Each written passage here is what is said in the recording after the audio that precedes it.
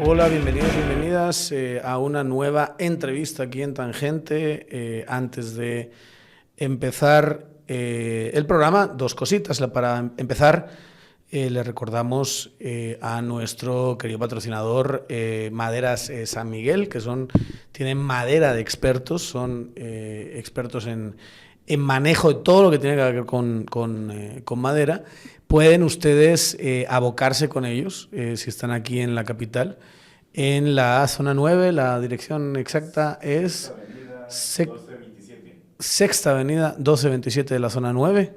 Ahí están nuestros queridos amigos de San Miguel, Madera de Expertos. Y si no, pueden escribir, porque también es WhatsApp, y llamar al teléfono 22 68 0808. Ya me lo debería saber, pero para que lo sepan, 22 68 0808.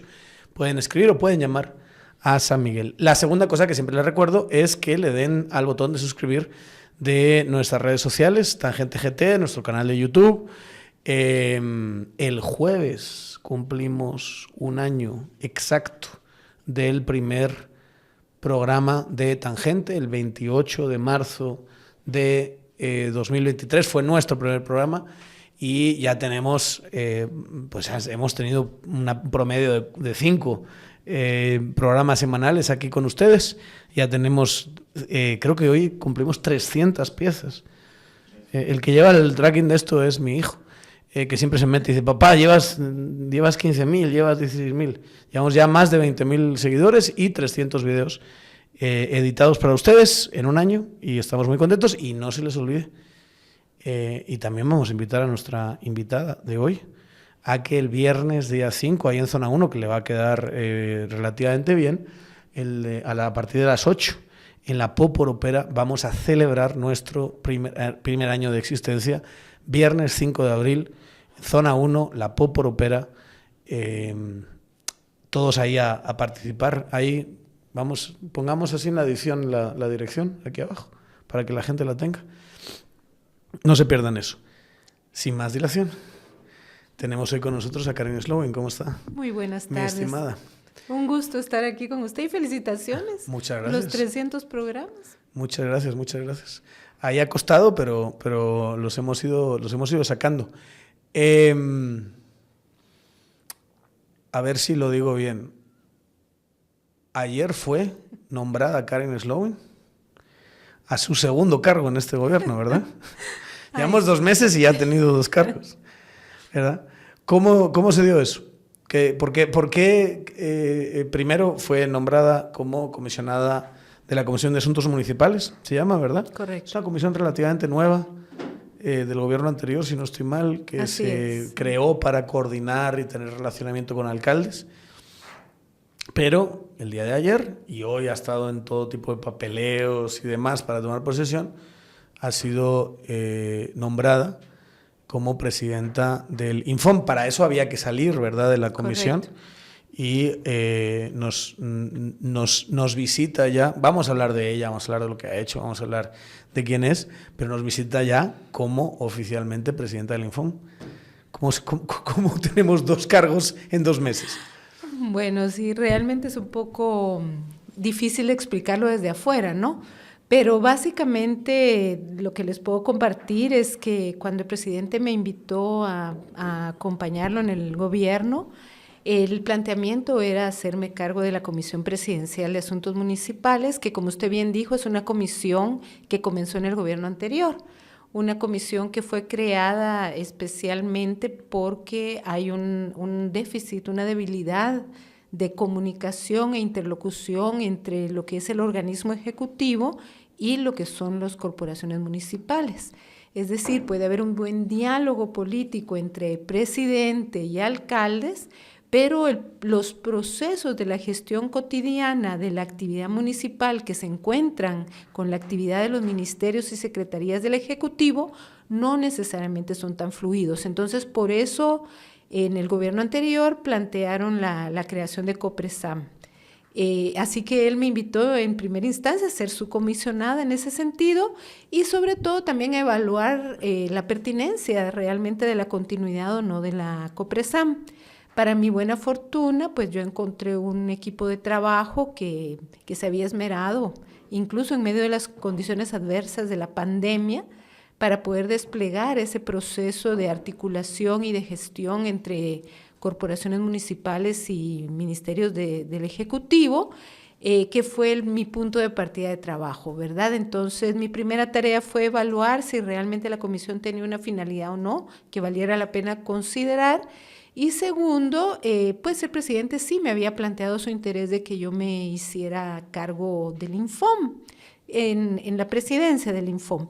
¿Por qué razón? Porque tiene todo el sentido del mundo que una comisionada que representa al presidente en la relación municipal, pues lo represente también en la junta directiva del Infom. Sin embargo, la ley del Infom tiene un artículo específico que prohíbe que un funcionario del Estado, en este caso un funcionario pagado por el Estado, claro, como era yo en Copresam, pudiera asumir la presidencia. Entonces eso llevó a una discusión interna de qué es lo que el país más le convenía a mediano y largo plazo. Y la decisión fue que pues Copresam podía continuar un tiempo más, él todavía va a evaluar cuánto tiempo más, pero que lo más fundamental es recuperar una institucionalidad que es muy importante para el buen funcionamiento de las municipalidades, pero que ha estado bastante abandonada, descuidada, en fin, varias cosas que aún tengo que descubrir. Yo diría que instrumentalizada para también negocios, de además redes cleptocráticas muy claras, ¿verdad? Con nombre y apellidos. Y ahí hay una caja de Pandora cuando entren ahí, ¿verdad? Correcto, ahí hay, sí.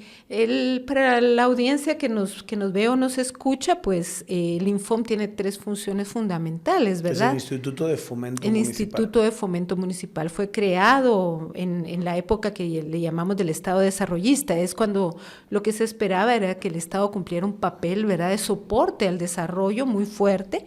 Y en ese contexto se crea el Infom para apoyar el desarrollo de las corporaciones municipales. Y solo hay digamos, una anotación. Es Estado desarrollista, no es un Estado de izquierda, ni muchísimo menos, ¿verdad? No, para nada. O sea, ahí hay una noción que viene de las propias dictaduras militares y el ejército y demás, de continuar con la idea de que el Estado tiene que estar fortalecido para generar desarrollo.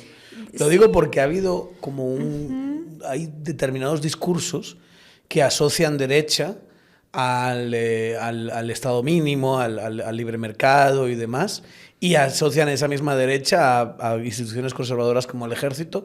Ni de lejos esa ha sido la visión predominante en la historia. Lo que pasa es que en nuestra realidad histórica hay una confluencia, ¿verdad?, de dinámicas que sí le han dado un protagonismo muy fuerte a los gobiernos militares. Pero la noción de Estado desarrollista realmente viene de la Segunda Guerra, de la posguerra, de la Segunda Guerra Mundial, cuando lo que había en el mundo era una necesidad, por un lado, de reconstruir economías y sociedades devastadas por la guerra, y por el otro también se reconfigura, digamos, el capitalismo a nivel global, y lo que se requiere es que los países, para poder articular esa nueva etapa de la economía capitalista, tengan las instituciones que se requieren.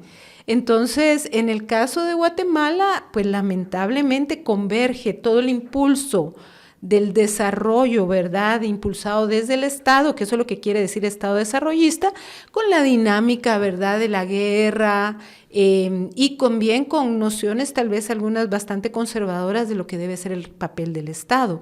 Y de hecho es en los años 80 que se va debilitando esa figura cuando se abre la economía, ¿verdad?, entre las políticas neoliberales y demás, es que se debilitan esas figuras. El Infom es una institución que se crea justamente a finales de los años 50. Ella ni siquiera es en el gobierno revolucionario, sino en la frontera, ¿verdad?, entre la contrarrevolución. Pero con una finalidad muy clara de que las municipalidades que estaban existentes en ese entonces y las que vinieron después requerían fortalecer su capacidad para ejecutar sus funciones. Y de hecho ahí, y quisiera que hablásemos un poquito más adelante de eso, Guatemala es un país que tiene un problema territorial descomunal, ¿verdad? O sea, es un país que tiene una debilidad de gobiernos locales y regionales fortísima, una división territorial que es que no la entiende absolutamente nadie, ¿verdad? Y que es absolutamente disfuncional.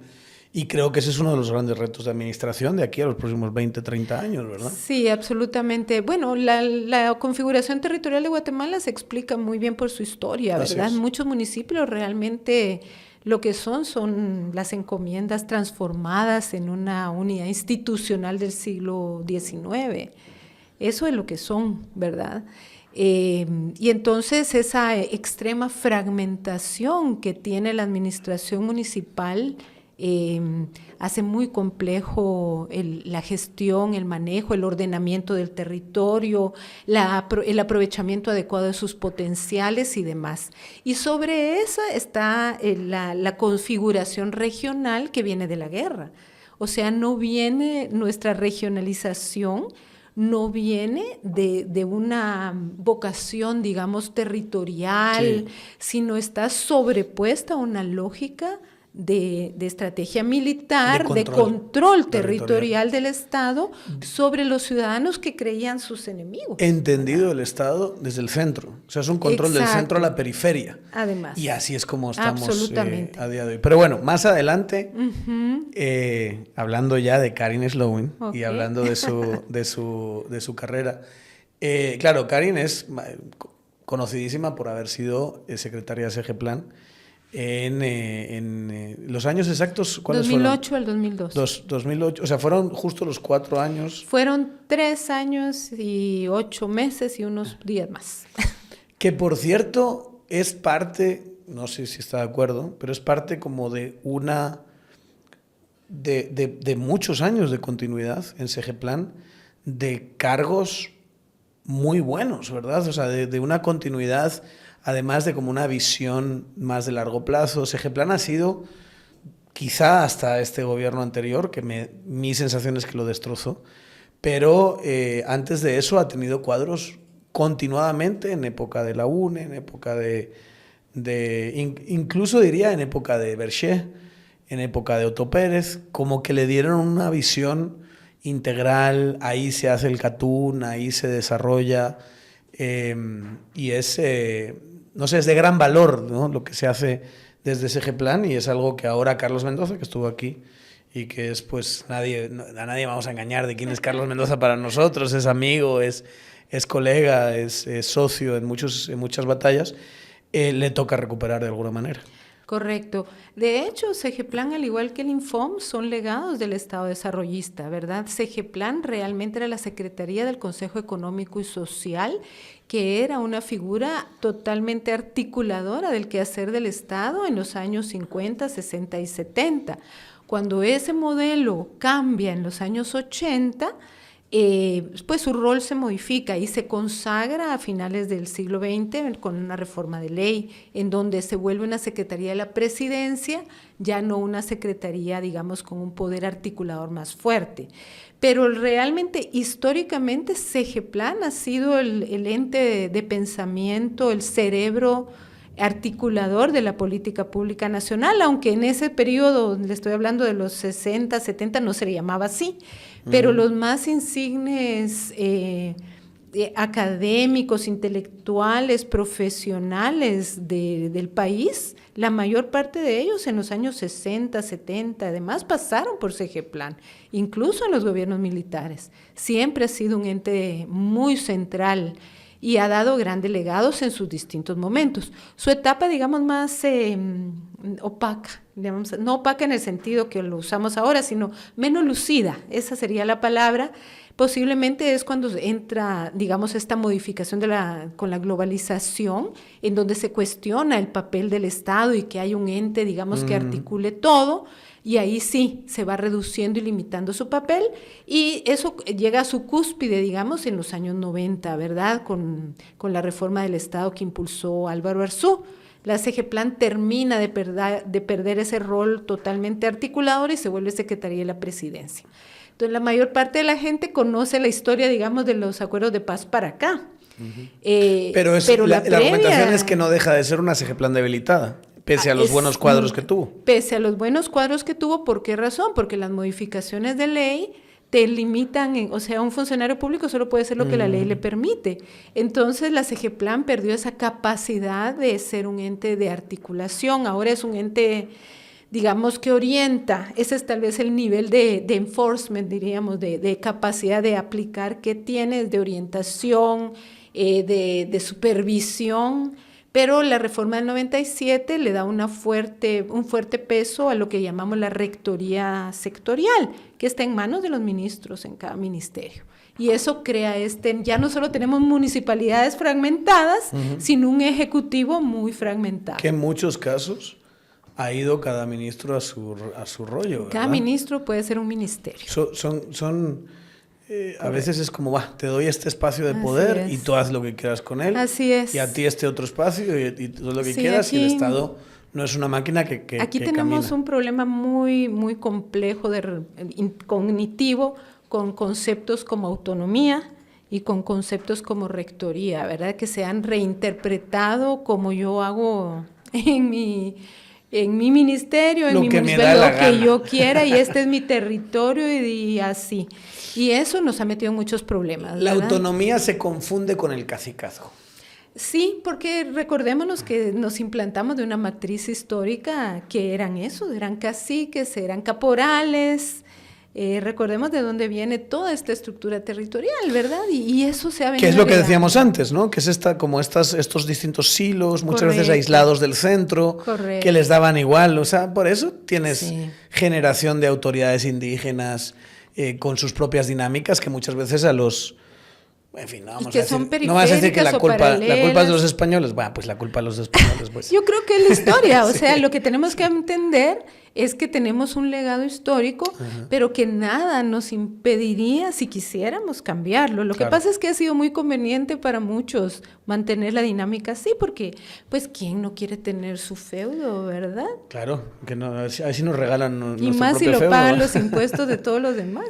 Antes de CGPLAN, antes de esos 3 años y medio, ¿de dónde venía Karin Sloan? Bueno, yo era funcionaria de Naciones Unidas aquí en Guatemala. Trabajé 8 años con el PNUD, con el Programa de Naciones Unidas para el Desarrollo. Antes había trabajado con el Fondo de Población. En total, una década de mi vida la pasé como funcionaria de Naciones Unidas, y mi trabajo fundamental fue con el programa de los informes nacionales de desarrollo humano, ¿verdad?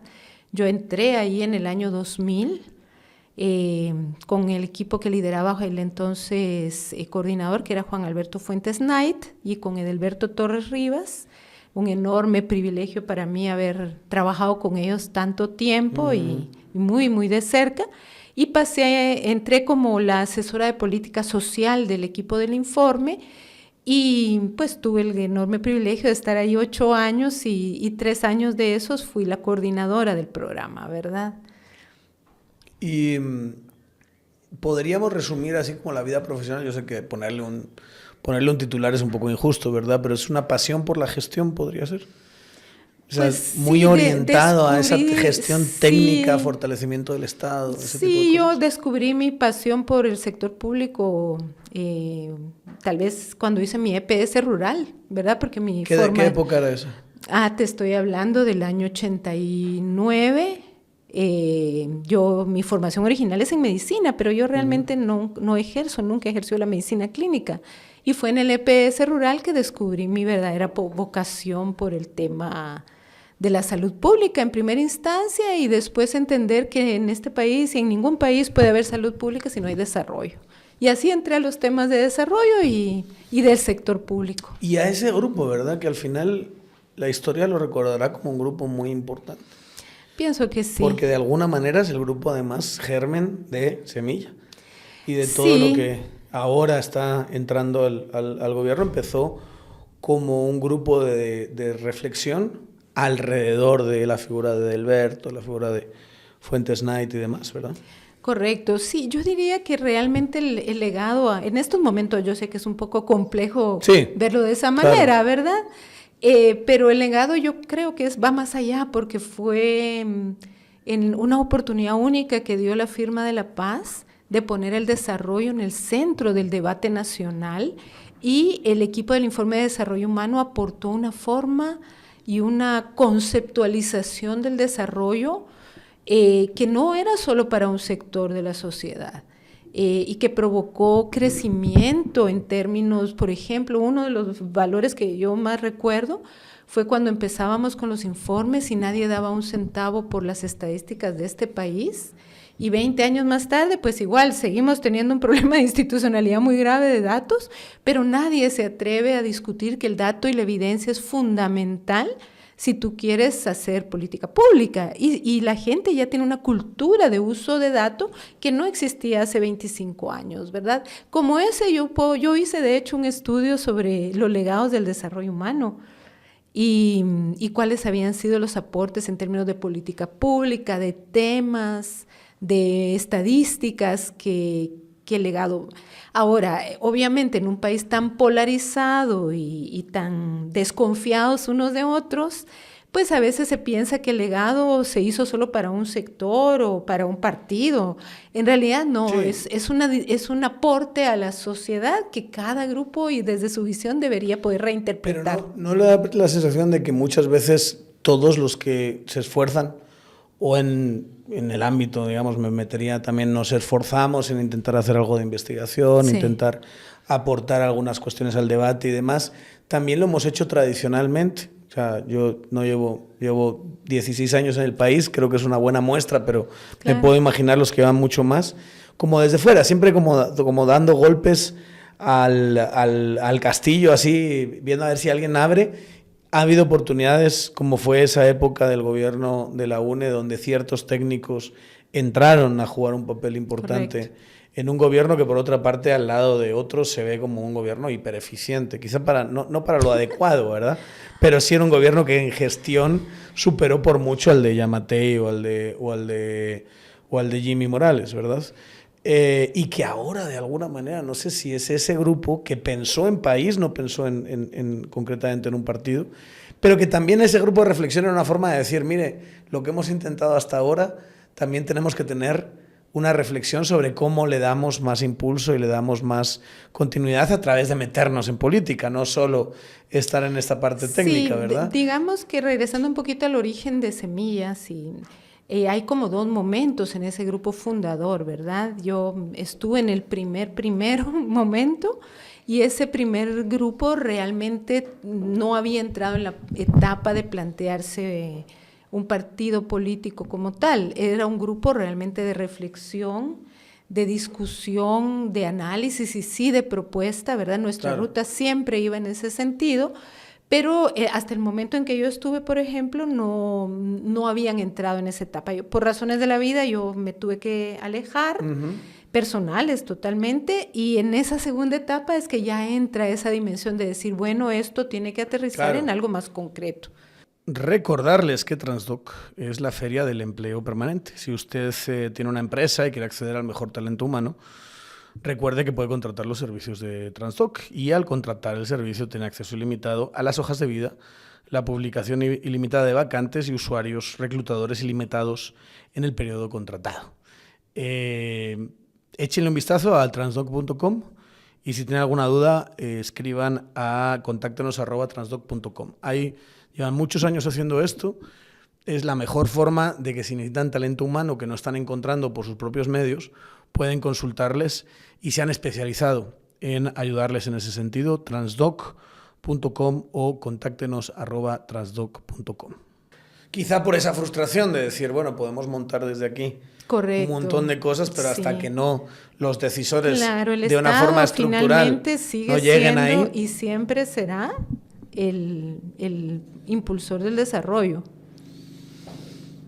Vaya sorpresa, ¿verdad? Lo del 25 de junio, ¿o no? ¿Cómo la vivió? La primera vuelta electoral. La primera vuelta, perdona, ya no me acordaba. Del 25 de junio. de 2023. No, fue obviamente un gran problema. Sí, lo digo porque alguien que vio el origen de Semilla desde el principio, que conocía muy bien a todos los actores, y de repente empiezas a ver esas gráficas y decir, bueno, esto tiene que cambiar ya, ¿no? No, esto es una broma, ¿no? Nos tomó realmente a todos de sorpresa, incluso a uno de analista, ¿verdad? Analistas que puedan decir que se esperaban lo que pasó, pues no son muy serios. Ninguno. No, nadie nos lo esperábamos, fue una sorpresa enorme, gigantesca. Para mí en lo personal una gran alegría porque pues yo tengo mucho aprecio personal por el presidente Bernardo Arévalo. Lo conozco a él desde muchísimo tiempo atrás, ¿verdad? Y sé que es una persona verdaderamente intencionada de querer hacer las cosas de otra forma para el país.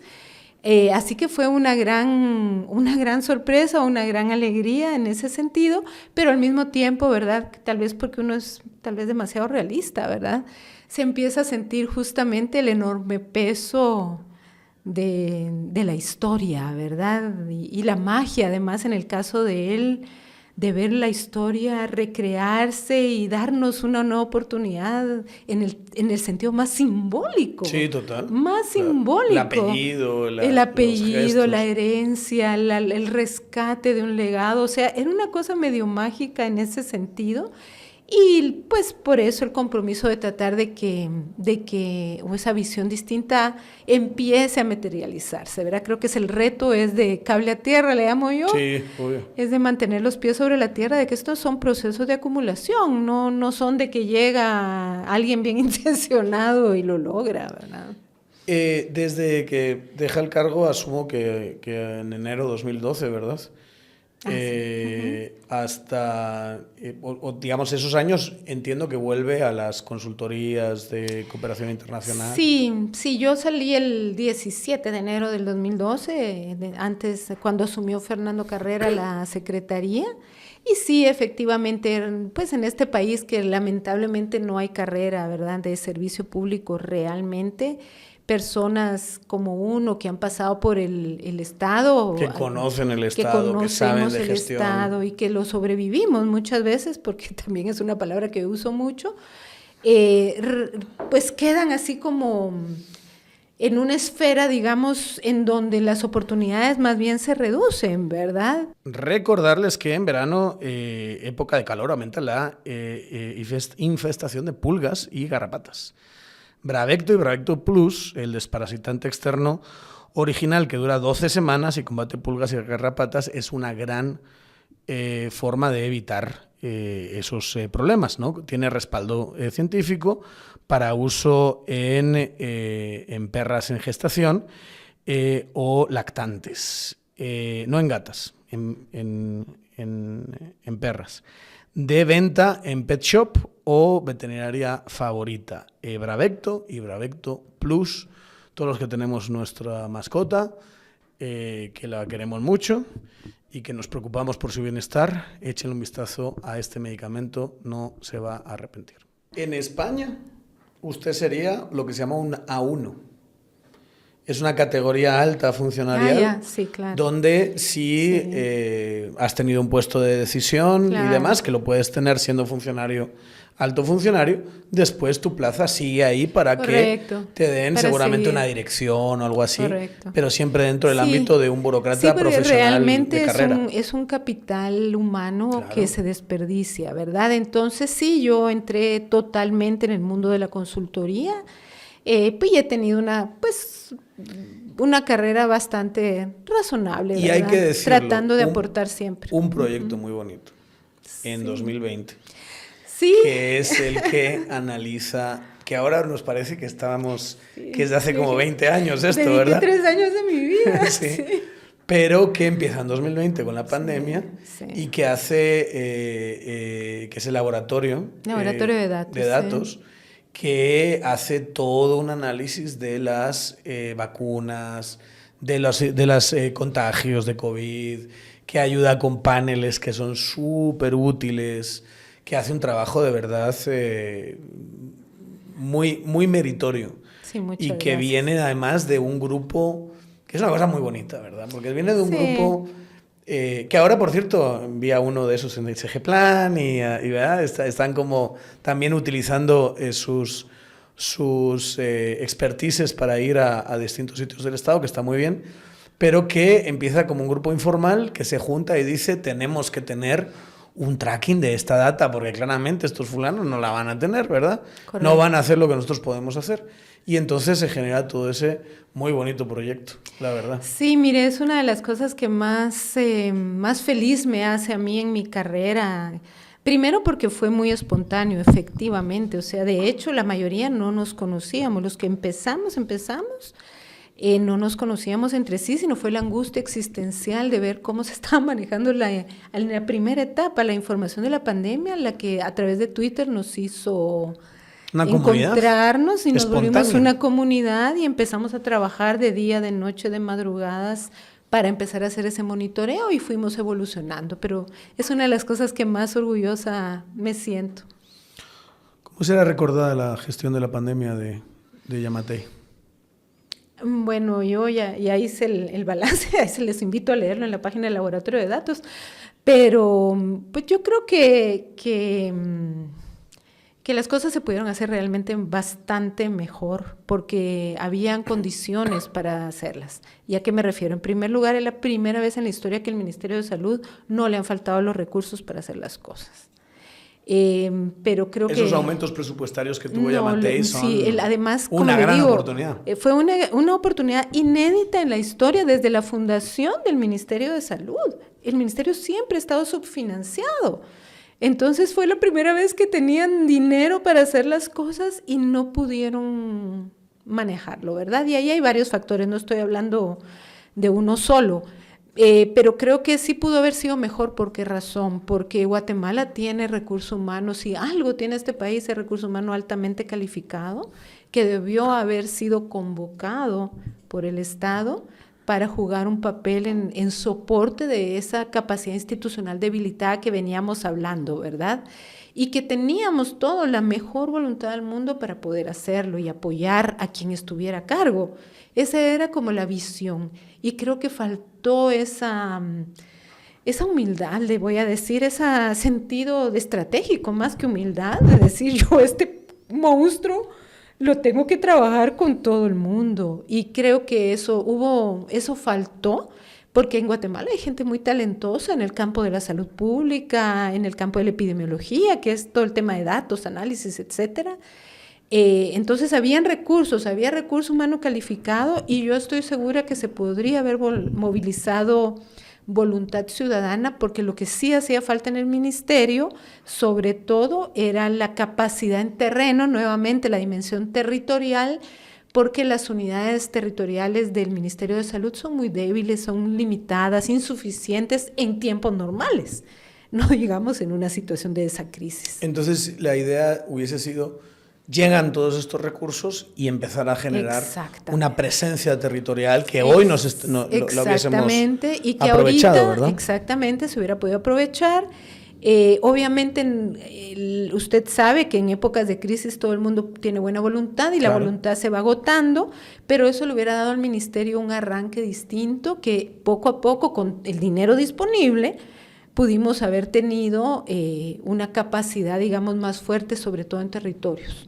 Se desaprovechó, por ejemplo, en mi opinión, todo el potencial territorial local, ¿verdad? El de los alcaldes, el de la movilización local, fue muy poco aprovechado, en mi opinión. Y ahí es donde vamos a la parte esta del Infom, ¿verdad? Sí. Los alcaldes son, a lo mejor, a ver cómo digo esto para que no me... Como dicen los jóvenes ahora, funen, ¿verdad? Ahora dicen funen. Es una palabra que aprendí el año pasado. Está bueno saberlo. Resulta que cuando te cancelan, ¿verdad? Dicen funar. Va. Funar. Los alcaldes son grandes maltratados del sistema político guatemalteco. Sí. Les están todo el rato extorsionando con te paso recursos, te doy esto, te doy lo otro. Y hay una relación también como de un poquito de secuestro. Yo no digo que sea ninguna maravilla, han participado muchos de los alcaldes en ser parte de la cleptocracia guatemalteca, pero al final los alcaldes se quedan con una parte muy pequeña del pastel, ¿verdad? Los alcaldes se quedan apenas con el 10% del presupuesto a través del situado constitucional y, claro, eso significa que el 90% es ejecutado por otras entidades autónomas y directamente dependientes del Ejecutivo. Entonces, al final, ¿cómo se cambia la dinámica con los alcaldes en ese sentido? ¿Cómo se empieza? Porque yo veo, pensando en la comisión, un enorme reto en tener relación desde una unidad, que es el Estado, el Ejecutivo, a 340 unidades. Esa conversación como que va a ser asimétrica y va a ser caótica y va a ser muy difícil hasta que no haya un nivel intermedio de gobierno que sea verdaderamente funcional, ¿verdad? No como los que tenemos, que son básicamente presencia del Ejecutivo en el territorio, pero además presencia del Ejecutivo, y se está viendo ahora con el tema de este gobierno y los gobernadores, presencia del Ejecutivo negociada políticamente, para que ciertos diputados distritales casi sirvan como una especie de gobierno intermedio en sus territorios. ¿Cómo se soluciona un dilema como ese? Mira, no es para nada fácil y no necesariamente el gobierno departamental lo resuelve tampoco. Para empezar, yo creo que sí, aquí no hay ni buenos ni malos de la película, sino lo que tenemos es una estructura y un aparato institucional del Estado que es totalmente disfuncional y está desfasado de las realidades contemporáneas. Entonces, esto requiere medidas estructurales. No, digamos que si tuviera otras condiciones políticas el país, después de lo que hemos sufrido, lo que se tendría que buscar son reformas de orden realmente estructural, y aquí ¿qué te estoy hablando? De reformas como la ley del organismo ejecutivo, por ejemplo. Esa ley está desfasada de la realidad de los territorios y de las personas.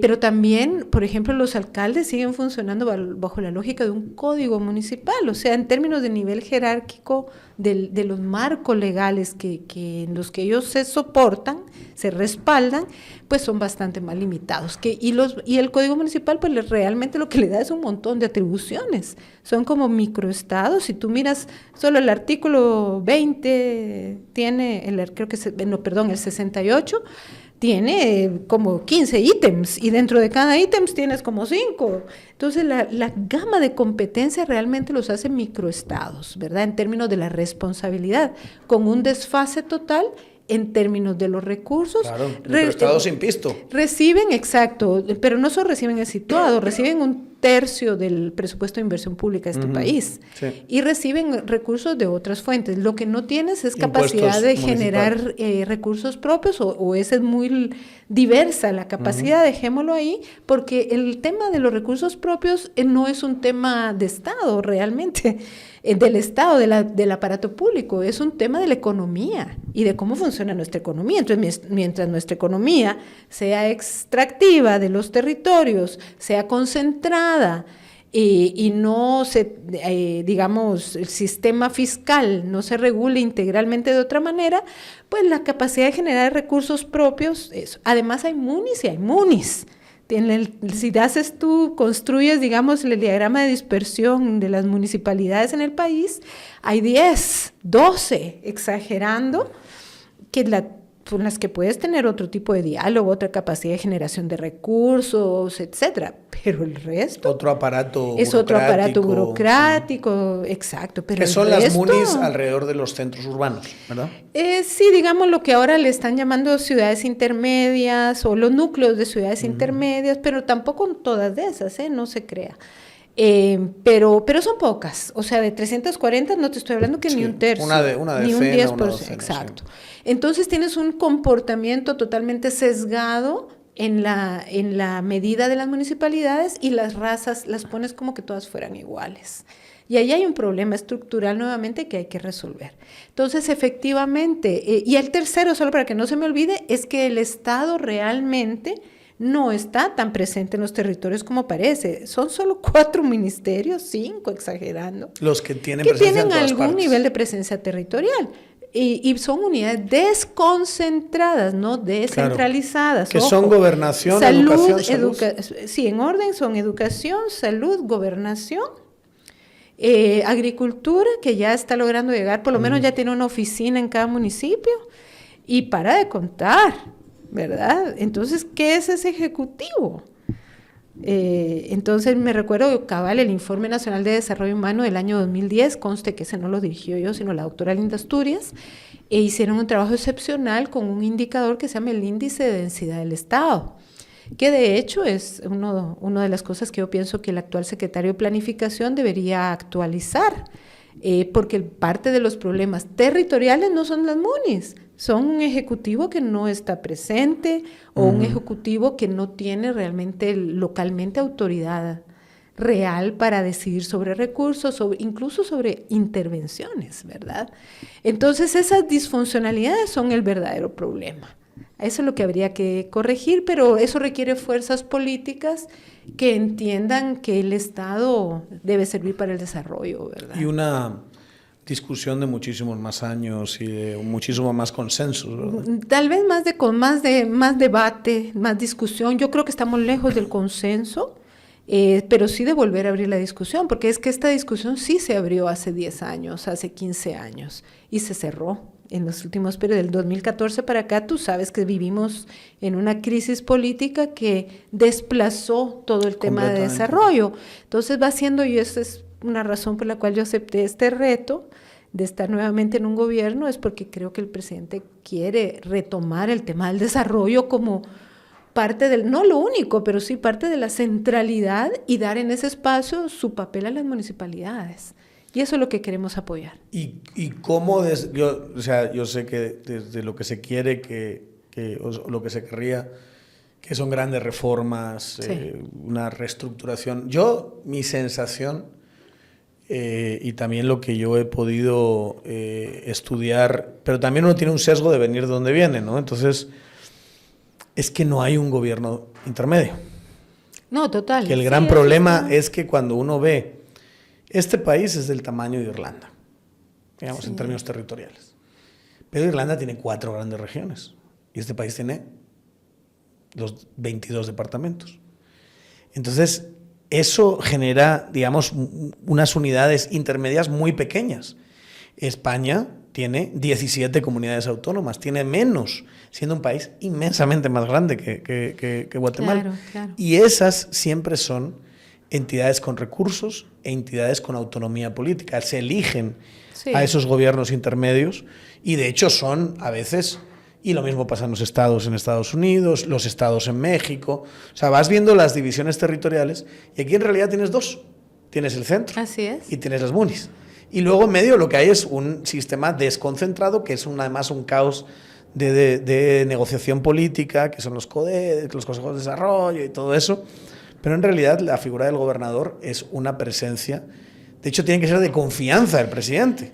O sea, es la presencia del presidente, de la presidencia, del ejecutivo en el territorio. Y las unidades estas desconcentradas, no descentralizadas, de las que estamos hablando. Sí. No habría que plantearse generar una reestructuración integral del territorio y crear nuevas regiones o algo así. Creo que sería interesante que se creara ese debate, más bien en esta. Mira, yo soy, digamos, parcialmente escéptica y lo puedo decir acá en público hoy porque pues lo he conversado con las personas que están a cargo de esto en el gobierno. Pero yo pienso que es una solución parcial, ¿verdad? No es el remedio a los males. ¿Por qué razón? Porque aquí lo que tenemos, primero es un reto de reordenamiento territorial. ¿Qué pasa? Como te digo, no solo la ley del Ejecutivo. Por ejemplo, tenemos una ley de regionalización del país que viene todavía del periodo de la guerra. Es decir, no se reconocen las regiones, primero, como correspondientes con la lógica socioeconómica y cultural de los territorios. Tú cuando hablas acá de territorios, por ejemplo, no hablas de la costa, hablas de la boca costa. Hay dinámicas geográficas, topológicas, topográficas, culturales, que no responden a las 8 regiones en que está cuadriculado en este momento el país, que responden a un periodo histórico. Eso hay que cambiarlo, porque no puede reconfigurar las regiones. Por ejemplo, parte de lo que hicimos nosotros en CGPlan fue un intento de revisar la ley de regionalización, porque claro, hay que replantearla. Y lo otro es que hay cambios demográficos, hay cambios demográficos, hay dinámicas cambios de movilidad, transformación urbana rural, en fin. Este país ya no se parece ni al de los 80, no digamos al del siglo XIX, pero tanto la figura de los alcaldes como las figuras de los gobernadores son figuras, trayéndolas al más cercano posible, son figuras del siglo XIX. Sí, decimonónicas. Son decimonónicas, exacto. Entonces tú no puedes simplemente pensar que dándole otra autoridad al gobernador resuelves un problema decimonónico. Y es ahí, digamos, donde yo creo que el debate es legítimo. Por ejemplo, yo, y a riesgo de que me, ¿cómo se llama esa palabra que dijiste? A riesgo de que me funen. Por ejemplo, el tema de haber introducido recursos en el sistema de consejos de desarrollo y solo en un nivel, ha creado un caos en el sistema de administración pública que tampoco ha resuelto necesariamente las necesidades de los ciudadanos. Entonces yo creo que es todo ese conjunto el que hay que resolver. Y definir también algo muy importante, ¿cuál es el nivel real de descentralización que requiere un país tan pequeño? Claro. Porque tiene la dinámica de concentración de poder, concentración de recursos y fragmentación territorial. Sí. Entonces, eso es incompatible. En algunos casos, abandono territorial. O sea, es no, como, ese es un Estado tan focalizado en el centro, mira, en las zonas fértiles y en la infraestructura de exportación. Pero es ahí donde te digo, mientras acá no se discute el tema económico, así va a ser. Porque si tú miras el mapa de la dinámica económica del país y de su matriz productiva, así es como funciona, ¿verdad? Entonces ahí no hay mucho pierde. Son fronteras sur y la carretera al Atlántico, pare de contar, y todo lo demás. Ajá. Y lo demás, mucha. Lo demás, mucha, correcto. ¿Sabes cuál es la imagen que me encanta? La de Ubico con la moto. Porque es así como, y se iba así con su moto y tal. ¿Qué pasa, mucha? ¿Cómo está la cosa aquí? Bueno, pues necesitamos esto. Bueno, ahí vengo, ahí se va con su moto a otro. Pero es como visitando, digamos, estos lugares inhóspitos donde hay guatemaltecos a los que el Estado les pela, les da igual, porque nunca estuvieron donde importaba. Correcto. Entonces, todas esas dinámicas, el gobierno departamental sí y no te las puede. No, lo que yo llamo la atención es al hecho de que aquí no hay una pastillita que resuelva el problema. Es un fenómeno realmente de reconversión del Estado y de su aparato público en particular que hay que comenzar. Y parte de eso, por ejemplo, tiene que ver con la enorme fragmentación. Tú sabes por qué hay tantas munis en el país, aparte de la parte histórica que ya mencionaba, es porque las personas, los ciudadanos en los territorios piensan que si tienen su propia muni van a resolver sus problemas, porque la muni que previamente los contenía no lo hacía tampoco. Y podemos decir que porque no tenía recursos, porque no tenía, eso ya lo sabrá, las razones son válidas. Entonces, ¿cuál ha sido la estrategia de la gente? Tratar de llevar la MUNI más cerca. Y por eso se han fragmentado territorios. ¿Cuál es la dinámica, por ejemplo, que vimos ahora en El Salvador? Con la reconcentración, ojo, pero esos son los riesgos, ¿verdad? Claro. La reconcentración de poder en la figura presidencial también ha obligado a una reconcentración territorial, que es, obviamente, no es lo mismo. Ayer eran creo que 262 munis. No es lo mismo relacionarte, lo que me decías, era un presidente con 262 que uno que ahora solo tiene, ¿qué? 10 o 14 departamentos, 10 departamentos, algo así, no me recuerdo ahorita cómo lo tienen allá. Pero igual sería acá, ¿me entiendes? Por eso el tema es el balance que queremos de democratización del poder, de los recursos y de la organización territorial. Claro. Y esas son las grandes discusiones que yo creo que aquí hay una gran oportunidad ahorita para ponernos, y con la política económica. Claro. ¿Verdad? Porque al final esa es la que manda. Que es la que, por cierto, ha sido por lo menos está lejos de tener la profundidad que debería tener, ¿verdad? Y ayer hablábamos un poquito de eso en este programa. Pero por lo menos ha habido una agenda de repensar en estos 2 meses, muy parcial, muy rápida, pero por lo menos está sobre la mesa el decir, este sistema económico no nos funciona.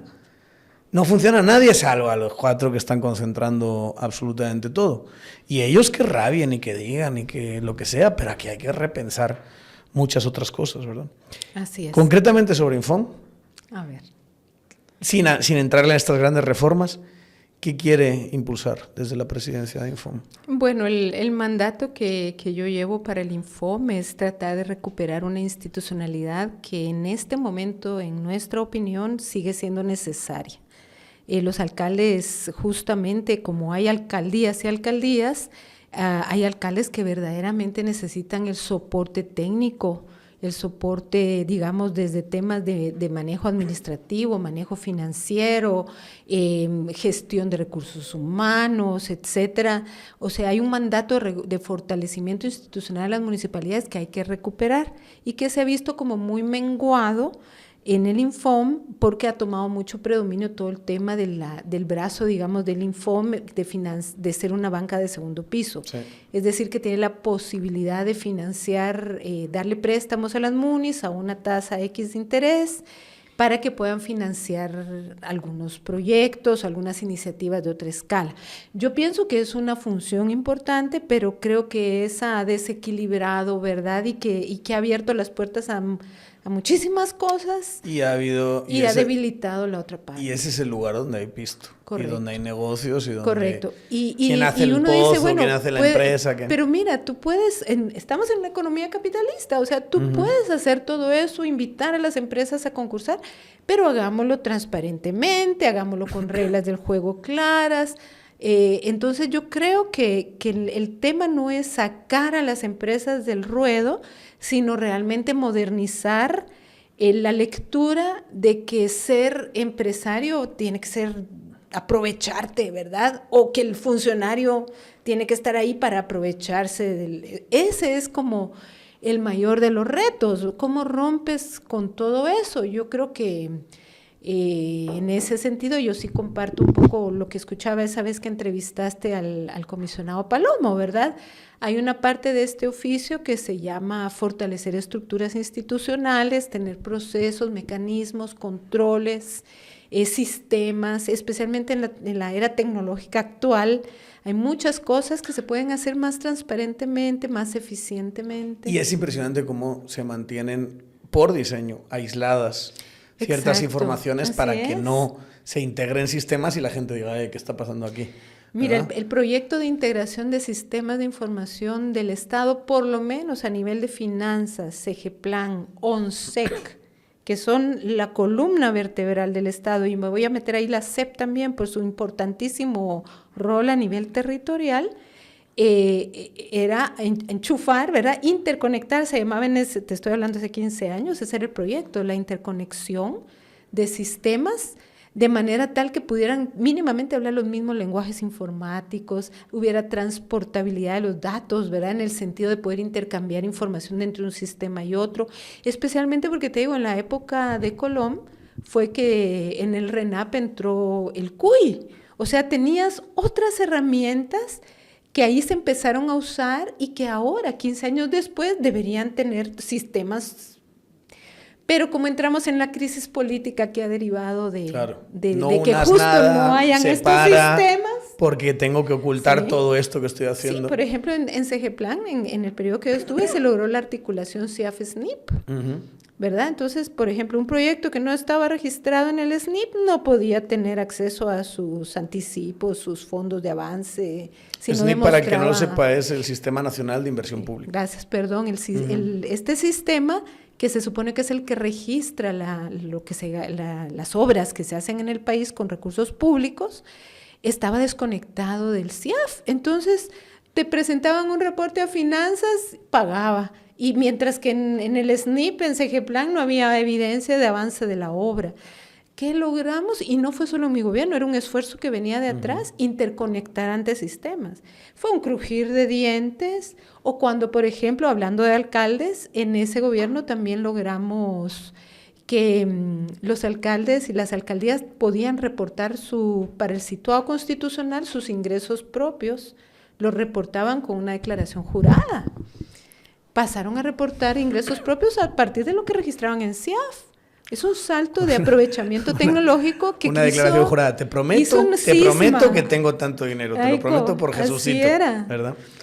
En fin. Nos podemos quedar aquí hablando muchas horas, pero ha sido en este martes santo nos ha ya dedicado bastante tiempo Karin Slowin. Yo creo que tenemos que volver a hablar. Será siempre porque un este gusto. tema de gestión territorial para mí es tan importante. O sea, es el más importante debate abandonado de este país. Absolutamente. Es el más importante. O sea, mira que hemos abandonado debates, Varios, sí. pero el debate abandonado de la parte territorial es absolutamente fundamental. Mientras no le entremos a esto, siempre vamos a tener tensiones territoriales, siempre vamos a tener, aunque venga la primavera, la anticorrupción y todo lo que ustedes quieran, siempre va a haber crisis institucional. Y muchas gracias por habernos abierto una pequeña ventana a ese debate y gracias por haber venido aquí a Un placer. Muchas gracias. Y ustedes ya saben, mañana vamos a tener uno de Semana Santa y luego ya nos vamos a descansar.